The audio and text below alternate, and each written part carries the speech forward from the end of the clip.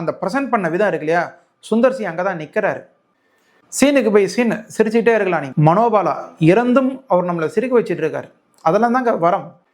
கிளைமேக்ஸுக்கு முன்னாடி ஒரு பெரிய போர்ஷனே இருக்கும் மனோபாலா வச்சு. அது இங்கே சொல்லலை, நீங்கள் தியேட்டரில் போய் பாருங்க, ரொம்ப ஃபண்டாஸ்டிக்காக இருக்கும். சிரிச்சுக்கிட்டே இருக்கலாம். அப்படி ஒரு நடிப்பு மனோபாலா. அது அவரோடு மொட்டை ராஜேந்திரனும் சேர்ந்து ஒரு லூட்டி இருக்கும். நீங்கள் படம் பாருங்களேன், இது எல்லாமே ஒரு ஆர்வ மிகுதியில் நான் சொல்லிடுவேன். அது ரொம்ப ஸ்பாய்லர் ஆகிடும். தியேட்டரில் போய் படத்தை பார்த்து என்ஜாய் பண்ணுங்கள். இந்த படத்தில் நடிப்புன்னு நம்ம யாரையும் சிலாகித்து சொல்ல முடியாது. எல்லாமே அந்த கேரக்டரை இயல்பாக நடிச்சிருக்காங்க. அதே ஒரு பெரிய ப்ளஸ்ஸு. எல்லாருமே அதை சிரிக்க வைக்க ட்ரை பண்ணியிருக்காங்க. ஸோ இதெல்லாம் நல்லா ஒர்க் அவுட் ஆகிருக்கு. இல்லை யாரை சொல்கிறது யாரை விடுறதுனே தெரியல. ஆர் சுந்தரராஜன் 2-3 சீன் தான் வந்திருப்பார், நல்லா நடிச்சிருப்பார், நல்லா சிரிக்கும் வச்சிருப்பார். மணிவண்ணனும் 2-3 சீன் தான் நல்லா நடிச்சிருக்காரு.